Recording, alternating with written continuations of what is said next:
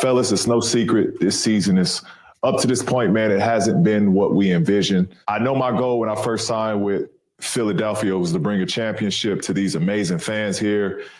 I still remain positive about that, and that is still the case and where I'm The echo is crazy. Not too much. coming from. With that being said, though, I want to let the Podcast P family know that after today's episode with Dwight, I plan to take a break from the pod just to focus on getting my body right, getting mentally right, and, you know, help this squad make a push towards our goal to finish the season out, give ourselves a chance to be in contentions to compete for a championship. I won't front. The desire to get back to shooting in person with my guys as well is the forefront of, you know, this hiatus. Look at how they looking at the camera. They are hot. They are sick. Yeah, that's a check for both P of with them. no P. What the? This is how they nodding their head. Mm-hmm. This as well. I look forward to us three being back together and doing this as we once started this. So we'll be back on that note. Be sure to lock in with us because we got some big things in store in our future. In the meantime, y'all be easy. From Podcast P, love and peace. I would love to love and peace. Yeah, I would love to you know, clown Paul George. I would love to. I know that sounds crazy. Here's some stats behind the podcast though. Some might argue that he might be better after. Paul George season stats after podcasting. Paul George has played better in games this season directly following a podcast release. No podcast, 16 points. Right after a podcast, 17 points. No podcast, he got more rebounds by 1. Right after the podcast, he's better in assists. He's better in field goal percentage. He's better in 3-point percentage. And he's better in game score. I feel the same way after our podcast. This dude got the podcast blues. I feel the same way. If we don't pod, I don't hoop. If we pod, I hoop. So he needs to upload every day. That's what I'm hearing. He is 4 for 10 following podcast, though, by the way. Just I'm not gonna lie. I'm not surprised because that's a up situation to be in. Because I don't think it's the podcast's fault that he's falling off. It's natural. They basically bullied him into not doing this pod no more. That's crazy. Yeah, I wouldn't put the performance that he's had this season or as a team as to why he quit the podcast. I think the real reason why is 1, the numbers were down, and 2, he's straight up been getting cooked. In the comment section, I looked at the very last one. I think it was after the one he scored like 3 points in 37 minutes. But a whole comment section cooking him. So at this point, it's probably like a mental health type of thing. I gotta just get off the internet and focus on my craft type of thing. That's ultimately what it is. Yeah, it seems, to be honest, like more of a WPR thing, but the issue with the WPR is it's a little too late. So it's even now. He put him, it's a lose-lose. He's just trying to make the best of it. But I agree with Bezos outside of the numbers thing, because I don't know what his numbers are, but I do know basketball-wise, he hasn't been hooping. And if you're not hooping, but you're all over the place in terms of your platform and your podcast, it's going to piss off 76ers fans. We know how Philly fans get down anyway, let alone given the fact that Philly fans, correct me if I'm wrong, when you got Paul George, it was on some shit like, okay, if healthy, we're really good. But most importantly, when Joel goes down, because he's always going to go down, we at least have Maxey and Paul George. Well, Maxey and Paul George ain't really led to shit. Hell, for a while, you didn't even have Maxey and Paul George. So on every way, shape, and form, it's just been disappointing. So yeah, him then going live all the time probably just upset it. It probably just looked awful. It's way too late now, which is the worst part. So this isn't even going to give him brownie points, but it is what it is. I just don't know what, and I've been saying this for a minute now. Y'all, I think y'all definitely know, especially for the current players, I'm very much anti-player podcast, and he's a seasoned guy. So I thought, you know, this would be a little bit better. And I consume the Paul George podcast, so I'm not unfamiliar with the game. I just don't know what players want out of these podcasts as they play anymore. Like, what are they looking to get out of it? They're not going to tell real stories. They're not going to give real opinions. They still have, you know, relationships to maintain or whatever the case may be. So if you're not going to give your real account as to what's going on, and then in that same regard, you're also going to let comments get to you, because I agree with what some of B Souls is saying. You don't let comments get to you, and this is just another outlet for people to give comments. Why are you doing this? I know somebody said more money. I'm gonna keep it 100,000 wows and cows and stack with you. And people be saying this all the time. Well, I'll be saying this all the time recently. There is an argument, a very good argument. This is like one of the worst ways to get money. Being front facing on the camera is one of the worst ways to get money. It really, really is. So even if I look at Paul George's numbers, and I had to guesstimate his audio numbers, I don't think he's making a crazy amount of money from podcasting. For real. Mm-hmm. I don't I think beg to differ. I don't think it's differ. Why do you say that? It's a reason why his performance dropping is weighing on him mentally, not being there. That check not there. Bezos, I'm talking about the last 4 weeks. There's 1, 2, 3, 4, 5, 6, 7, 8 clips. Not one singular clip over. Oh, there's one that's 77K. Oh, that's the whole episode. 77K is the biggest episode, right? He almost has 1 million subs. He might be. No, he's not getting anything from the shorts bonus from the shorts for real. He does have a big sponsor in Prize Picks. I'm assuming that that's the real revenue generator right there. But when we talk about everything else that is in having a podcast that has 3 other people tied to it, producers and all the other contractual stuff, I don't know if this is like, again, we comparing this to NBA money. It might be big for us, but I don't know. I mean, compared to $200 million, it is chump change if you compare it to that. But my pocket watching game a little different now. I can't even say all the details now. But pre him going to Philly, because again, the part of this conversation is him falling off since he moved to Philly, since they got remote. But pre that, it's $1 million business at the very least.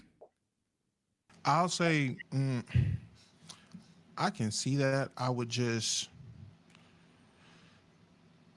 that's tough. The Prize Picks thing definitely is a big.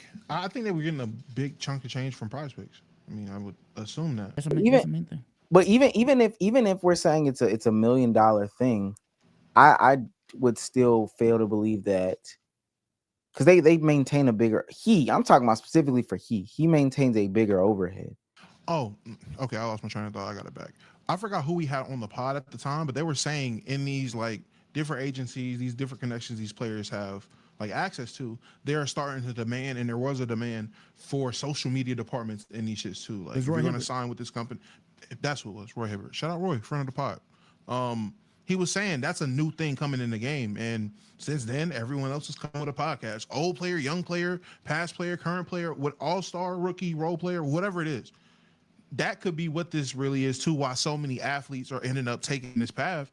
That's what these corporations are thinking is the way to go when it comes to social media. Just do it through podcasting. That's the easy way to get them to just sit down and put in a little bit of effort to try to show out what personality they want to show off, and they think that they have control and this is their thing. It just makes too much sense corporate-wise to why so many athletes specifically are doing podcasts.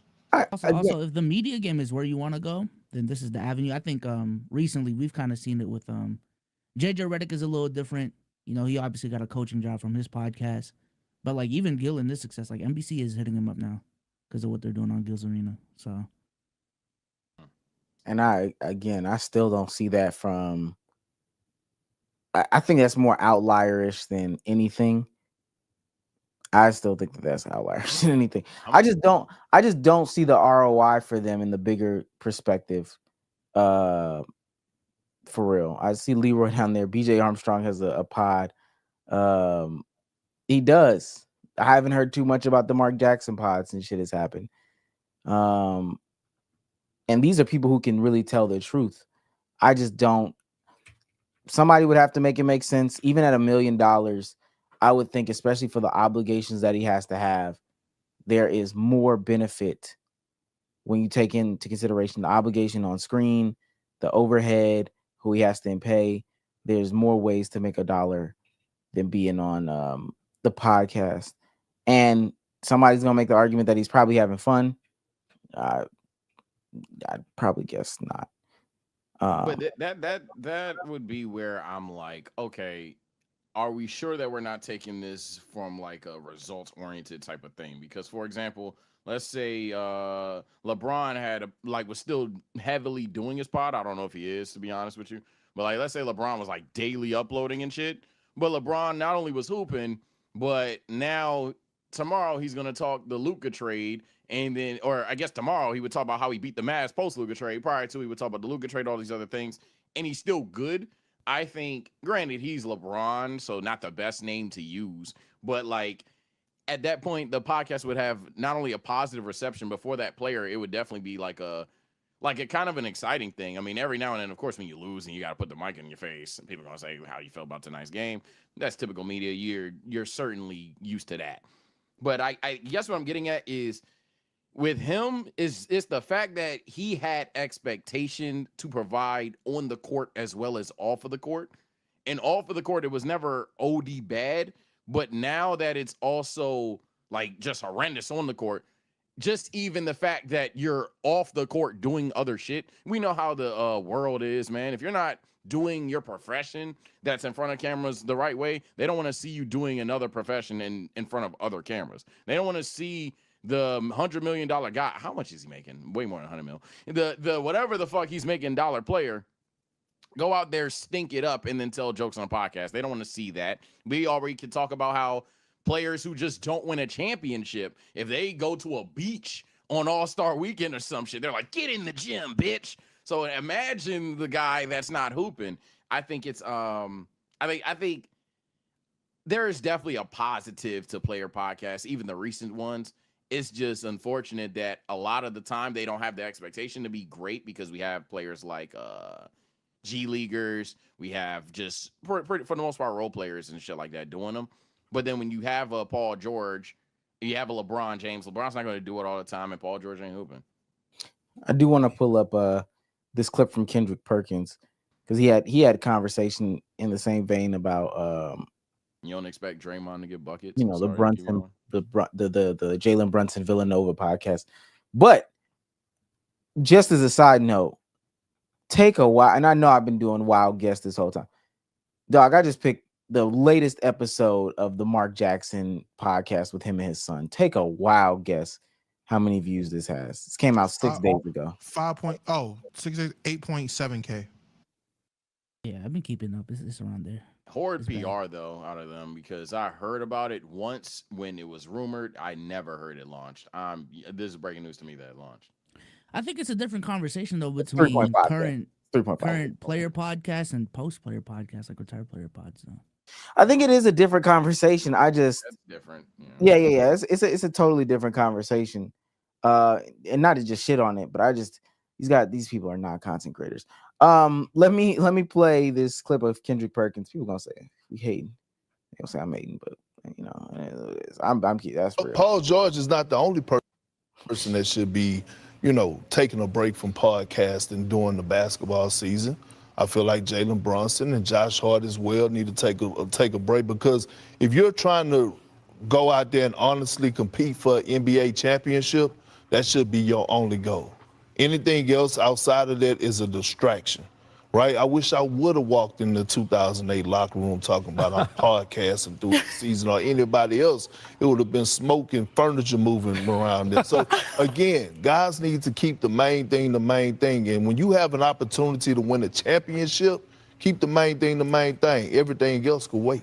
Okay, are you guys? Paul George is not the only person that should be. I actually disagree with Perk. Yeah, I would say with. Oh, go ahead. You were about to go. No. I disagree with Perk. I definitely disagree with that. Yeah, I 100% disagree. That implies that you can't have hobbies or other passions outside of basketball. I just think straight up that ain't it.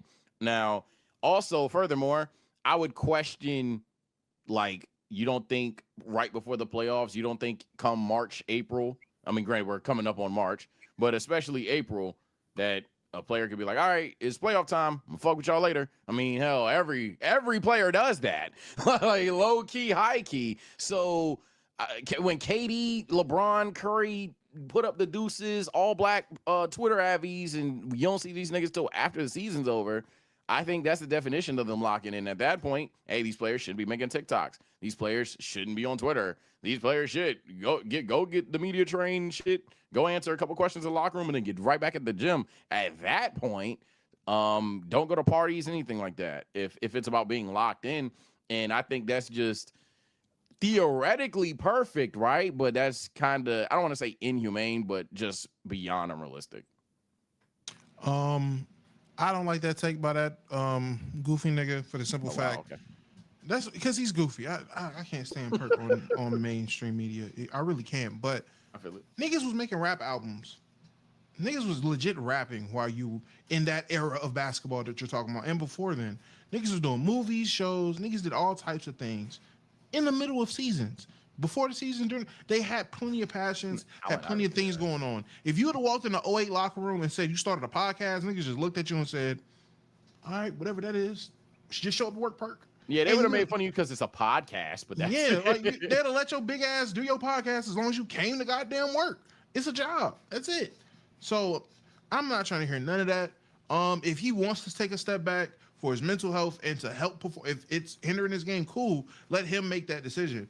But getting bullied into it or saying, oh, all these players need to, he brought up Jalen Brunson and them. Fucking goofy.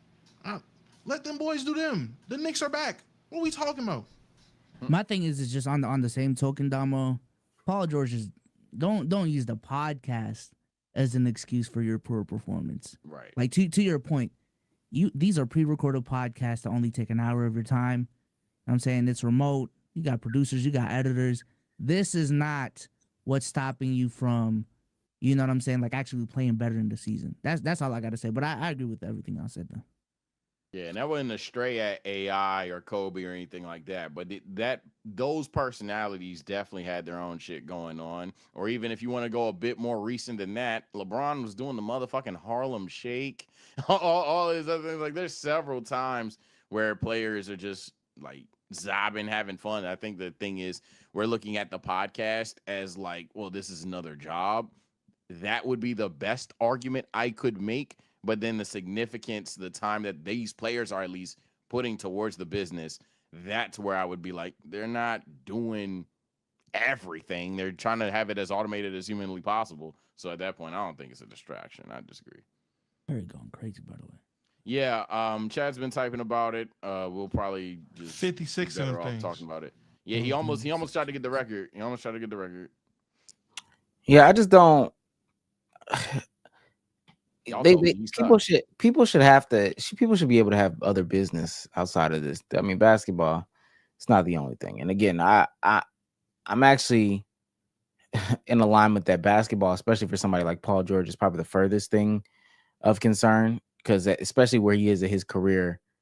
I know it's gonna sound crazy. Winning a championship isn't gonna do but so much. Work on branding yourself outside of this, using this.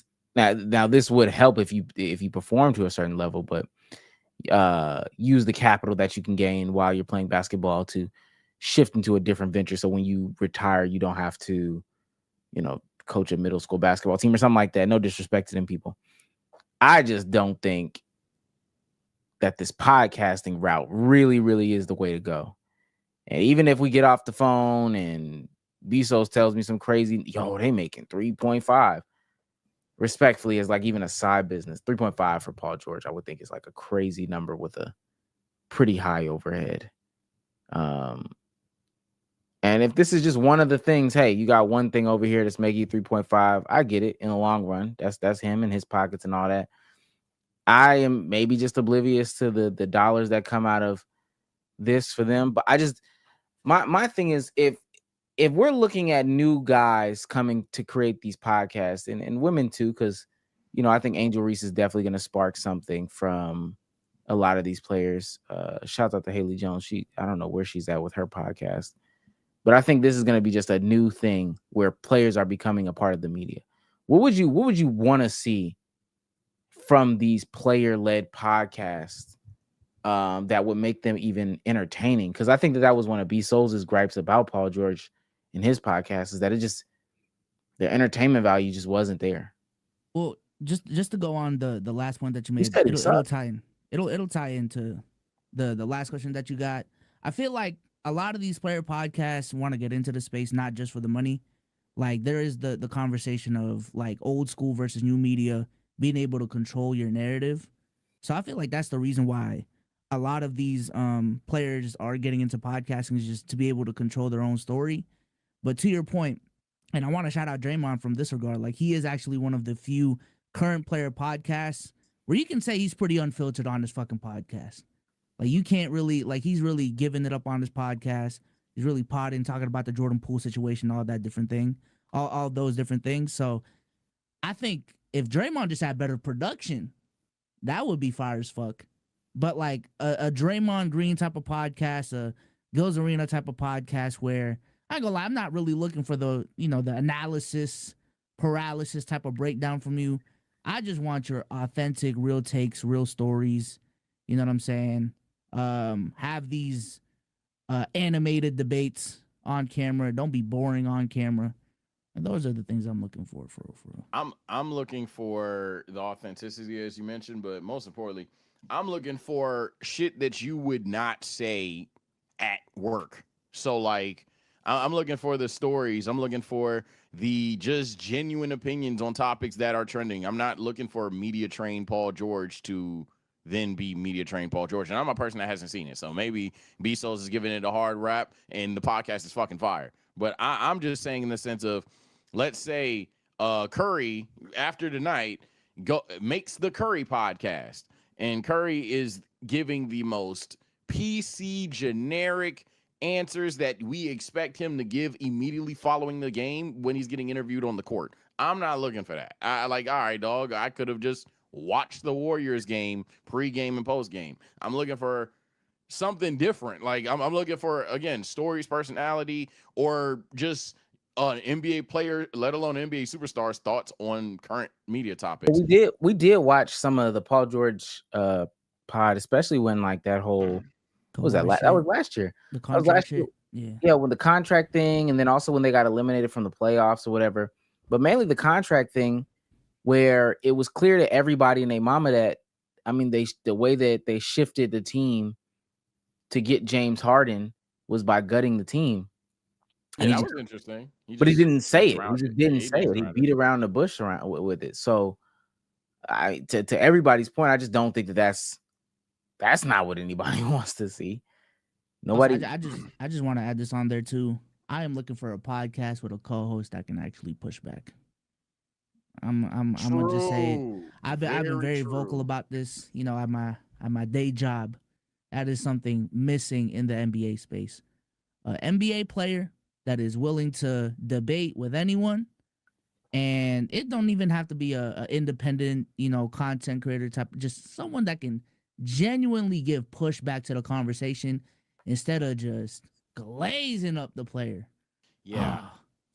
I mean, back in your day, you was really that guy, P. Like, all right, bro. Yeah, the NBA player podcast, what I'm seeing right now is we could also talk about it. Just like it seems like a genuine skill issue because a lot of these guys, to us, make their personality. I'm an NBA player, and that's not gonna work. But so much in terms of raw entertainment. So when you're building from the ground up, if Paul George goes on First Take, never had playoff a P, it's gonna be one of the big First Take episodes. Cause like, oh shit, the NBA players on First Take. But if it's like it's his own platform, and granted his platform is one of the more successful ones, but like when you compare like Trae Young to Gil's Arena, for example, Gil literally is like, oh shit, that's Gil. Like I'm sorry if it seems like we're glazing Gil's Arena, but that's the whole thing. Gil, Brandon Jennings, Rashad McCants, even you can hate all the takes they want. You can tell that that's what they think. You can tell that like that's who they are, like whatever. But and maybe they play it up, but that's who they typically in the ballpark. With like the Trae Young pod, for example, it's just Trae says something, everybody facts. Just because he's Trae Young. What are y'all looking at? Because no, that's exactly. I had to Google. So I be forgetting about them podcasts. I'm not gonna lie. He did one with Terrence Mann 8 days ago, but I totally forgot about that type of podcast. And I'm not a fan of that. Trae Young is in that same conversation. Guess how many? just the last 2 episodes. He did one 8 days ago. Guess how many views on the Trail podcast? Right? 40K. 15K. 20. Damo, you said 4? I was at 40. 40? Oh, I 3. thought you was talking about PG. Damn. He ain't been pulling 10. 3.2. 10. Yeah. I was blurred this whole Did he stream, have that's what somebody I was. on? Did he have like a guest? He had Terrence Mann and Rondo. Is this Rondo? Damn. Rondo. But that's Is what I'm this saying. an You can't 18-minute make it- podcast? See, You gotta yeah, be well, That's well, why. that's just skill issue. Yeah, you're just not trying. Oh, So that's not Rondo. I don't know who this person is. yeah, It looked like a little 18 panel or podcast, whatever. yeah. But then he also had I guess this is from All-Star Weekend, yeah. He had the one from 11 days ago with 2.3. And he How long had was that? Yeah, the pod with Zachary 17. Ricochet with 7.4. Zachary Yeah, Ricochet he's with not even 17. doing the episode for more than 20 minutes. He's not trying. I mean, Lindy Waters 2.9K, but it's 34 minutes. I just don't. Just Again, bringing on niggas after practice. What is going on? they're just talking. Hey, what you before doing, they- Rook? You trying to be now I on the will pod? say this, Bezos, and you're gonna get some pushback in this episode for it. So I'm just gonna prepare you. They say that that's one of the biggest problems on this platform is that we do not give enough pushback when somebody says something. I'm not gonna lie, that take is pretty old, ain't it? We get decent pushback on here. I I'm don't about to say, agree. I'm at about to this, say, at what this the hell? point, we Especially argue all the recently, time since now. we've Like, god damn. Acknowledged it. I don't, yeah. Chad, I tried to bring it up, so Yeah, I'm pushing I back just right don't now. agree. I'm about to say. Yeah, I don't agree with that. You're What? pushing back right now. That's just old. Niggas man. be That's- jumping me. What? Yeah, the term "we're bouncing" is made because Damo. not real pushback though. That's us just bouncing on them. Okay. What?